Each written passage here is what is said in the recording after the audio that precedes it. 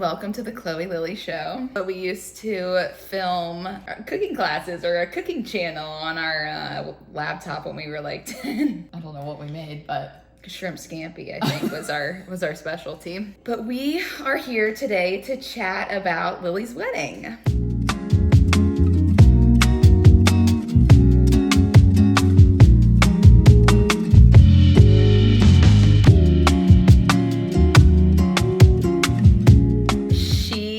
Recently got married in Italy in October. Cloud Studio was very fortunate enough to get to be a part of the wedding in a lot of ways. Alicia was there for multiple nights of events, there as the matron of honor. Wasn't working, I had other duties. But then we also did some stuff at home that we brought with us. And so on a lot of levels, I guess we were a part of the event, which was really exciting. But we wanted to talk to Lily about not only like how we were a part of the event, but we also wanted to talk about the planning process, because I think people think it has to be this like huge planning process. It's super complicated. You have to spend all this money when in reality, like it's pretty attainable and actually probably easier than exactly. She said it. You think destination wedding, you think like hundreds of thousands of dollars, $1 million, like you don't even know the cost of these weddings, but I think you did it on a great budget and it was super successful. You had like what, 80 guests? 70. So that's a lot of people to like go to Europe. I guess let's kind of talk about why you guys decided on Italy as a destination for your wedding. There's two main reasons. The first one was our dad took me when I turned 16. He said that we could pick, or I could pick where I wanted to go. And I think Italy is just like magical to like a lot of people in their head. So I picked that I wanted to go to Italy. First we went to London and Paris, and then we went to Italy. And we spent, I think it was 3 weeks that we were gone in total. And so we were in Italy for probably like two weeks. We rented a car, drove throughout Tuscany, did all the cities and everything. So it was kind of my first time ever being there. And then when I was in college, I wanted to study abroad because I loved it so much when we visited in high school. So I studied abroad. I did a 8-week summer program or 6-week summer program. And lived in Florence, and Chloe and mom and our little sister Ivy visited us. So it's just kind of has been, my dad and I have connections there, then me personally, and then also with Chloe and Ivy. So it's just was kind of a special place to me. And Charlie and I knew we didn't want to get married on Hilton Head, both growing up here. We knew it would have to be this huge wedding and everything, and we both just kind of decided like, okay, we want to have like a good amount of people to where it doesn't feel like there's nobody there, but also like we didn't want a ton of people. We've been to a lot of weddings, like the last year. I think last year we went to like 14 weddings or something, which is crazy. So we attended a lot of weddings, and it was fun to go to weddings while we were planning the wedding, because we would see things and be like, oh, I want to do that, or oh gosh, that was horrible, let's not do that type of thing. So it was, obviously it was a joint decision, but definitely like the connection to Italy was more my side than Charlie's. He had never been, no one in his family had been, although some of his family members had been like for years wanting to plan a trip there. So everybody, we'll get into that later, but everybody was excited when we said that we were going to do the destination wedding, because they've all had been wanting to plan a trip there. A lot of guests will turn it into a vacation, which is really exciting, because I think a lot of people's initial thoughts are no one's going to come, it's far away, which that could be a pro for some people out there.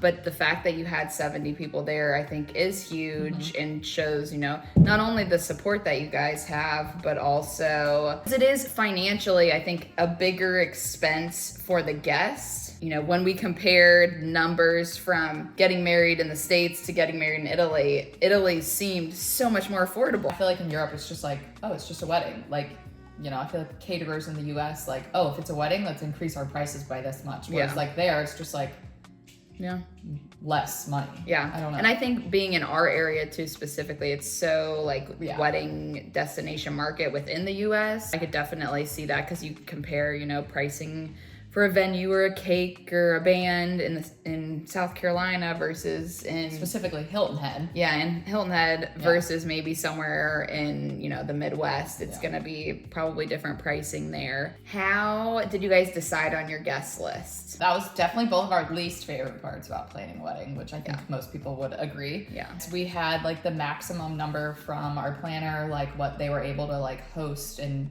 accommodate because in the venue too. In the venue because it was in the middle of nowhere. So obviously there's limits to that, which the number was 80 that we couldn't go over. So we started out with like immediate family, seeing who said yes, who immediately said no. Then we kind of went out to like best friends and extended family, see what the number was, and then extended it out to more friends and blah, blah, blah, continued that way. But it got to a point, it was kind of hard because we had to tell people like, okay, if you're saying no, it's a no. Like we can't accidentally go over by 20 people because they couldn't accommodate. Whereas I feel like here, you know, if you have 20 extra people, that's fine. The caterers can accommodate it because they're, you know, their kitchen is 5 minutes down the road. But there it was not the case. I think we probably ended up having more friends than family, which at first we were kind of bummed about. But then at the end of the day, we were able to have a lot of showers here where we were able to see our family, because I think that's a lot of people's fear when they plan it. It's like, oh, my grandma's too old, she's not gonna be able to come. Yeah. So let's get into the planning process, because I think a lot of people's questions probably are gonna revolve around the planning. You know, how'd you choose the venue, the vendors, all of that, when I think the first step for anybody getting married should be to hire a wedding planner. And I think you can say that was the best thing that you did in this situation. But yeah, how did you find your planner? We found her through a family friend who also got married over there, which if you're wanting to get married somewhere that's a destination you don't know anybody that's been married there, I feel like just from like looking on social media, like if you follow the venue, like, you know, they post the weddings that they've had there. So I would definitely say word of mouth, because we started to do research and then it was like, okay, how do I know this is a real website? Like, you know, and not that was a huge fear, but it was definitely like kind of let us relax a little bit about the planning process, knowing that like there was someone like that she planned a very successful wedding that our parents actually went to. So I think if we didn't have that would be would have been a lot more scary. They are very relaxed over there. Decided on the planner. We told her that like what our priorities were. We wanted everybody to be able to, like, not everyone, but the wedding party and our family to be able to like stay on property. So that was like our biggest thing, was that we wanted it to be able to hold enough people, which ended up I think being like 32. But then also we didn't want like other guests to be there, because we went to a lot of weddings not at like a hotel where it was like, I don't know, it just seems more intimate when there's not like random people there. And after going with Dad, we stayed at a place that was a really cute like villa and stuff, where I don't know if they do weddings there, but that was like kind of the vibe that we wanted. So we basically just told our planner like, hey, this is what we're looking for. She sent us maybe like 8 options, and then we kind of, you know, oh, that one is too big, that one's too small. We kind of trimmed it down from there, and then she was super helpful about like getting us all of like drone imagery of it. And like, yes, we looked at their websites, but she also sent us videos of her actually walking around the property. So you know that you're not like putting down this deposit on somewhere that you've only seen like their website, because websites lie sometimes. You probably gave like your budget and guest count around like a ballpark. So that way that was helped her narrow down. And she sent us the venues, some that were a little too much, some that were like under budget. So, you know, we got to see a good variety and what a little bit more money gets you, what a little less money gets you, and kind of like finding that middle ground of what we were looking for. It ended up being great. And it was crazy. We didn't get to see it until the day before the wedding. We were able to go and actually meet our wedding planner there and kind of get the tour of the lay of the land, so that the day of, when we got there, we weren't like, wait, where's our room and where are we eating dinner? Like, we didn't have to worry about anything like that. We absolutely had the option to go like a couple months before if we wanted to go see it, but I, having been in Tuscany a lot, like just didn't feel like I needed to. But I think if I had never been there before in my life, then I probably would have wanted it. And then as far as it went, like finding other vendors, honestly, we just told her, she honestly just recommended like, hey, this is the caterer that is the best for this area, because like I said, there's not a ton in the area. So it really was like, this is the best one. this is the price, and it worked for us, and that was great. And then the photographer, that I was a little bit picky on. Spend your money on the things that will last and the things that will not stress or make you at ease on your wedding day. So Yes. key points would be hire a wedding planner, and as soon as possible, hire a photographer, a great photographer, and obviously a painting, because that lasts forever as well. I always say, the food gets eaten, which I that was a priority at my wedding. I wanted like really good food, and it was a priority for yours too. Yeah. But I think just knowing what your priorities are for your wedding, going into it and knowing like where you want to spend money. She couldn't have probably done any of this stuff without having a planner. I don't think I would have done it let alone the time difference. Like that was the best thing about having a planner. One was the recommendations, but I probably could have found a caterer. I probably could have found a photographer without her help, but it's too hard to communicate with them, because by the time, I'm at work, they're eating dinner, so it's, well, not really, it's not that big of a difference, but we're definitely much more relaxed than we are over here. And that's probably a con of the whole experience. Yes, but for myself, I actually preferred it because it allowed me to like just kind of be chill about it. But I could understand why that would be a con for some people, is waiting a couple weeks to hear back about things. How the process worked was, after Lily got the venue nailed down and a lot of the vendors, I feel like she like had the budget sheet like pretty much set, and like you pretty much were like, as far as like the florals went, like I want this at the altar, I want this for my bouquet, I want these for the tablescapes. And I think you're probably more specific than a lot of other maybe brides that are doing this, and probably with my help too of being in the industry.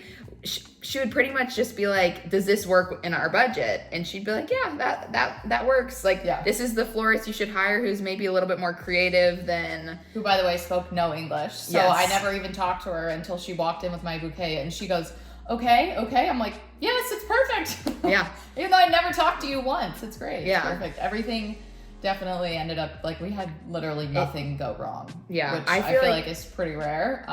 So it was definitely a relief. But they have so many less options, which was good for me. That could be a con for some people if, you want to pick from 25 different types of forks. Like I just didn't. Yeah. I had 3 options, and that was enough. That was enough for me to pick from. And I'm sure if there wasn't something that I wanted, I could have said, "Hey, what about something like this?" Like she probably could have found it, but but between the linens and the just little things like that I was like, not super passionate about. It was nice that there was only a couple options for me to pick from, because I was easily overwhelmed by all those decisions. So what are things that, we kind of already talked about the things that are worth the money, like the photographer, planner, painter. What are things that you think aren't worth the money? Personally, or a ton of money maybe? Yeah, I mean, everybody has their own opinion about their dress, but I would say for me, I tried on, I don't know how many wedding dresses, so many wedding dresses. Too many. And again, too many options, and I was just getting overwhelmed and not finding anything that I liked, and I felt like I was going to settle for something, and it was still going to be $3,000, and I just was like, I would rather spend my money on so many other things rather than all of it on a dress. So I ended up buying a dress online, and it came in and it fit perfectly. I had one little thing altered. So I know that's probably controversial because people, your wedding dress is like the one thing you're going to cherish. Like for me, I was like, we cherish the whole weekend and all being together rather than... Self-portrait makes great dresses.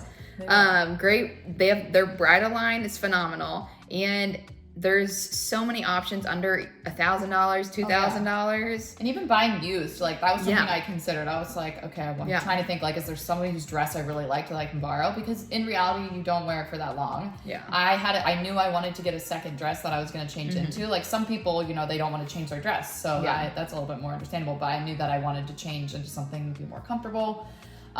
So for me, like the thought of spending thousands and thousands of dollars on a dress that I was going to wear once just kind of like was crazy. But that's just my personal opinion. preference for sure. Kind of going back to like the planners, like over there. Like, I feel like it was really cool to like give them, you know, your budget and then kind of to see, because you said like nothing really went wrong. It seemed like everything like went perfectly, but there were so many things I feel like that exceeded our expectations that literally I don't think you had any idea about. I definitely didn't have any idea about, but like the music. Oh, the band was so fun. I heard Charlie say at one point, I thought we just hired a DJ. We did.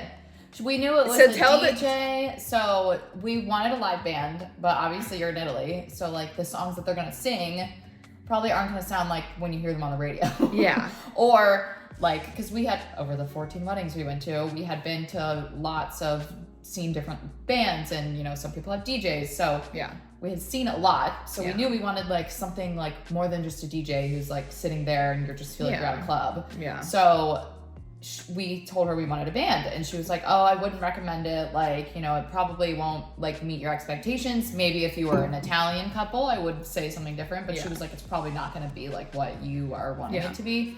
So she was like, I have this DJ, he's amazing, and there's a couple people that come with him and they play like instruments while he's DJing. And so we were like, okay, that's like a good mix of both. Like, at least we know the DJ will be like playing the actual song, people will recognize it.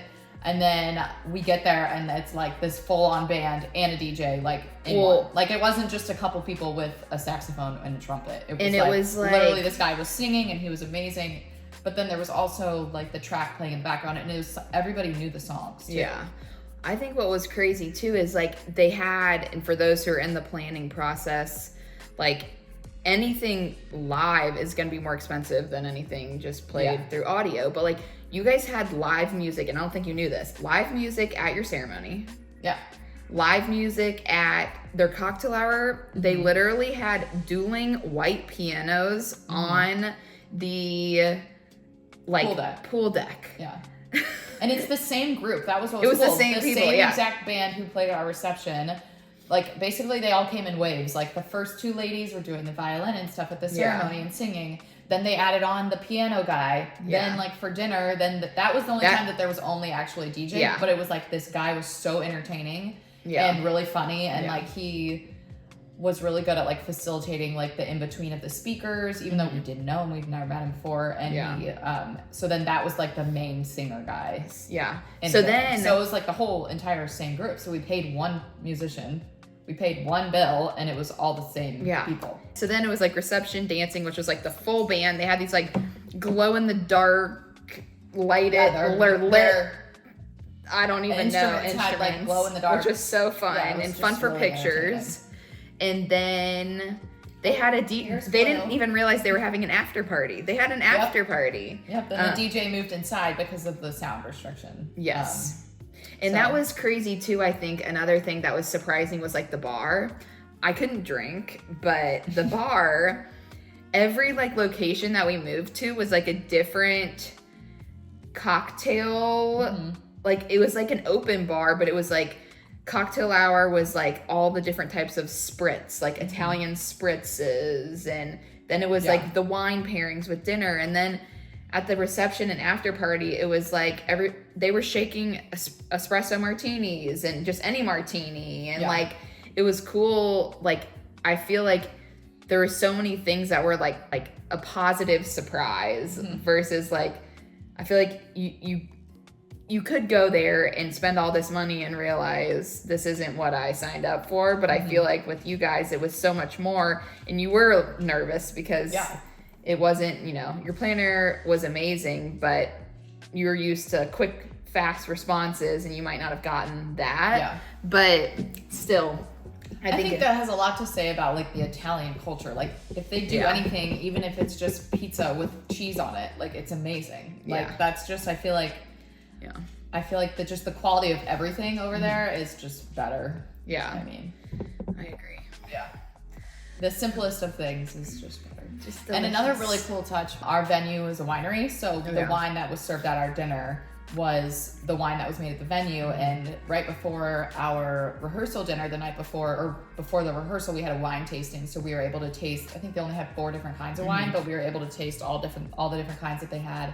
and pick the one that we wanted to be served like at dinner. So that was really cool. And that's the wine like is so cheap there. Our last question for Lily is, what are 5 like must-have things for your destination wedding? First thing is comfortable shoes. Yes, because it was gravel. Yeah, because Most it was loose gravel in most places and or cobblestone bricks that have been there for thousands of years. So definitely like think about like comfort when it comes to shoes, or like, okay, you can wear whatever shoes you want for the ceremony, but like maybe just change your shoes at the end. Definitely spend your money wisely. Like we said, our favorite thing probably that we spent our money on was our band and DJ. So definitely like prioritizing that, not only for your guests, but like just, it's so fun. It's just a big party. Our wedding, I feel like, was a lot about like how to make it as personal as we could towards us. Like we wanted our wedding to be a reflection of who Charlie and I are as individuals, but also as a couple. So another way that we tied that in, along with lots of other things, was having Cloud Studio there. So Alicia did the watercolor portraits for our welcome dinner or welcome party. Yeah. Right? Both. Rehearsal dinner and welcome party. Which are always a huge hit. Really fun. Everybody was like, oh my gosh, this is the coolest thing I've ever seen. So that was a fun little like favor as a gift. And then also Alicia did the Plein Airs like series for us, which we ended up actually giving those to our parents as Christmas gifts. So that's you can get them scanned and like have them for yourself too, but we gave each of them to our parents as like a little keepsake, which I know you did that too for the Plein Air series isn't something we do a lot, but it's really cool because it's 3 like 8x10 canvases, and you did watercolor. I did acrylic for mine, and it's nice because you give the artist full like creative freedom to do whatever they There's one right there want. Oh yeah. To kind of just like capture the moment that they want, and it's also nice, like not only like, okay, you get 3 paintings, it's fun, but you can also gift them to your parents. Like we I think, did you frame yours? We're going to, Yeah. Framed them and like gave them to our parents as thank you wedding gifts. And you could give them to anyone. You could give them to your, like a planner, or keep them all for yourself.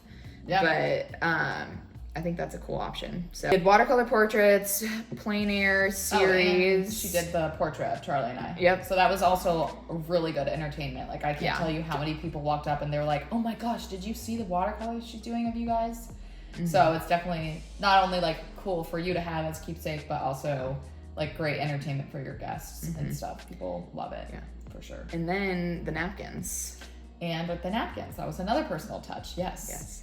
So I would say overall, anything you can do to add just like a very personal, even if it's like handwritten notes, our menu cards, and our invitations were also Cloud Studio. So, I just feel like anything that's like adds that little personal touch to it, so that your wedding doesn't feel like every other wedding that you went to. 2024 trend right there.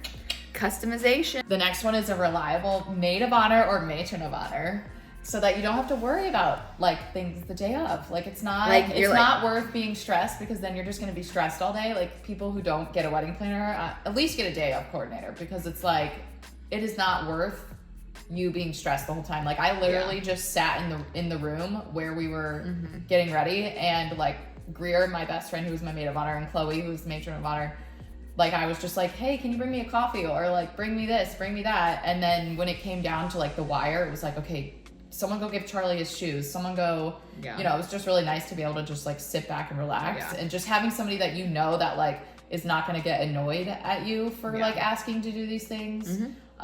Definitely is worth it. And Charlie and I wrote our own vows, which was really made it like special to look back on. Like we have our little vows in a book, and we occasionally like read over them because it's just kind of fun. Granted, it did cause me a little bit of stress like the day of. I was like, oh my gosh, I know Charlie's gonna have his memorized and I'm not gonna have mine memorized, but I had a little book, so it was okay. And then we also had like a best friend of ours officiate our wedding, which is just like another personal touch. So we had our best friend marry us. So that's like a whole nother process, and it's also helpful to have a wedding planner for that, because there's a lot of other like loopholes that you have to go through, because you have to, like, in order to legally get married there, Like in Italy, you have to kind of go to a courthouse, like you have to be there ahead of time. So, and it's also an additional cost. Like our wedding planner was like, hey, you know, I can help you with all this stuff, but it's like an additional fee. So you do have the option to do that or to just do it legally in the States. Yeah. So Which I feel like it's most always a people that have destination weddings probably do that because it's you can literally just like go to your local courthouse and do that. If and that's, you can do it if that's before or what you wanna after. You can do it. Yeah. Like, so it's nice there's options with that, but if you wanted to really truly do it there, then people will help you do it because it's one, in a different language, and two, like dealing with the government in a different country is probably not fun. If you can do and afford it, but doing like a welcome party after your rehearsal dinner so that you're able to like see all of these guests that flew so far and spent so much money in order to attend your wedding. One of the things that like we observed over all the weddings that we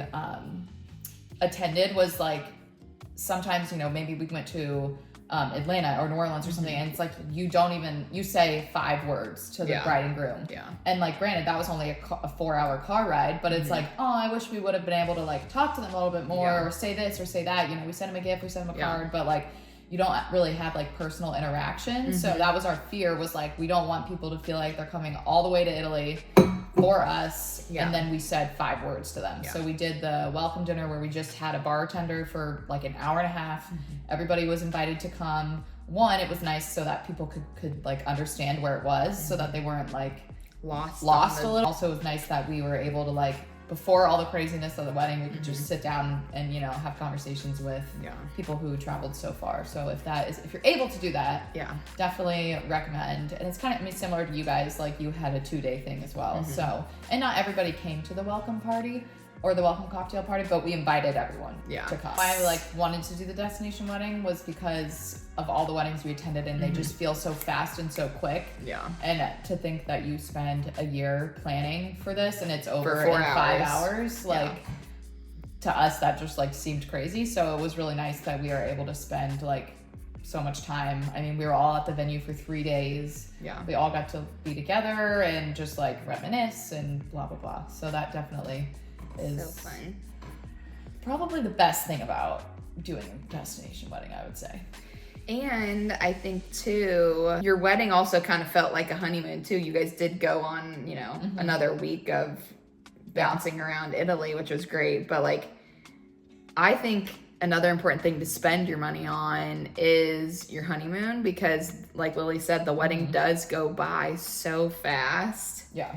That the time that you and your partner like really get to soak in the like this phase of life is on the honeymoon. And so to be able to make sure that you put that as a priority as well, I think is really important. Thank you so much, Lily, for sharing your insight with us on wedding planning in Italy. I know everybody who was there had the most amazing time.